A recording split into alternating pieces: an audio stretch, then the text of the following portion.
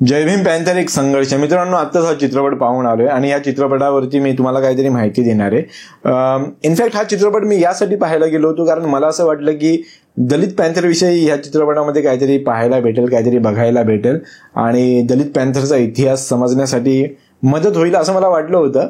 पण ह्या चित्रपटामध्ये दलित पॅन्थर विषयी असं काही नाहीये. जय भीम पॅन्थर एक संघर्ष ही एक वेगळी कथा आहे. इनफॅक्ट ही कथा जी आहे ही एक संघटना निर्माण करण्यापासून तर संघटना बंद होण्यापर्यंतची ही कथा आहे.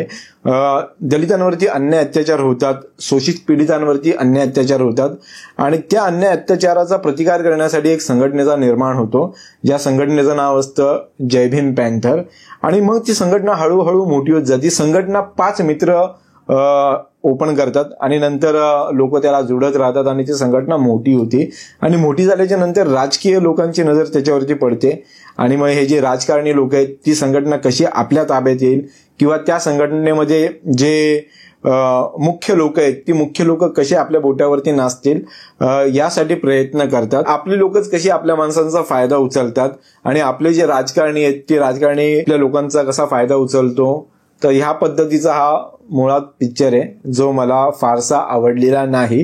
प्रत्येकाचं वेगवेगळं मत असू शकतं. चळवळीच्या अनुषंगाने हा पिक्चर काही महत्वाचा नाहीये. जसं जयंती चित्रपट होता तो चित्रपट छान होता. ह्या चित्रपटामध्ये सुद्धा भाष्य केलेलं आहे असं चळवळीवरती, जसं आरक्षणावरती आणि आंतरजातीय विवाहावरती. तर ह्या सगळ्या गोष्टी म्हणजे आहेत छान. पण जी मुख्य भूमिका जी दाखवलेली आहे ना तर ती मला ना ह्या पूर्ण चित्रपटाची आपल्या समाजाला घेऊन एक नकारात्मक भूमिका मला वाटते. कारण आपला जो राजकारणी आहे तो हरामी आणि आपल्याच लोकांचा फायदा उचलतो. तर हे असं रियालिटीमध्ये असं थोडी होतं यार. रियालिटी फार वेगळी आहे. तर हे माझं ओपिनियन आहे चित्रपट पाहिल्याच्या नंतर. चित्रपट सृष्टीमध्ये आपलं प्रतिनिधित्व अगोदरच म्हणजे नाहीच आहे.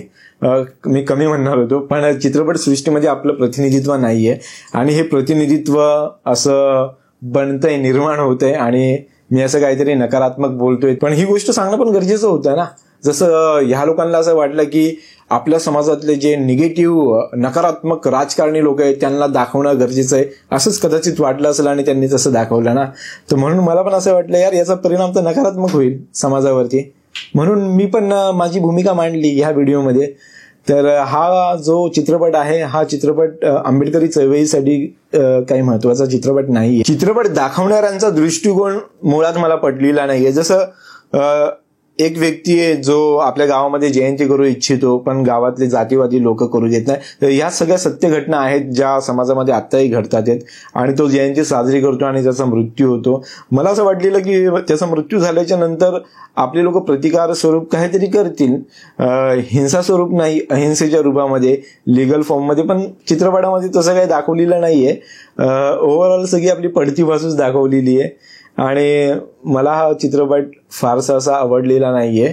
पिक्चरमध्ये काही डायलॉग्स आहेत जे ऐकण्यासारखे आहेत, बोलण्यासारखे आहेत. जर एवढा पैसा खर्च करताय तर चळवळीला मजबूत करण्यासाठी काहीतरी योगदान असायला हवं होतं. पण ह्या चित्रपटामध्ये चळवळीला मजबूत करण्यासारखं असं काही नाहीये. तर मनोरंजन म्हणून तुम्ही हा चित्रपट पाहू शकता आणि हा माझा दृष्टिकोन होता पिक्चर पाहिल्याच्या नंतर.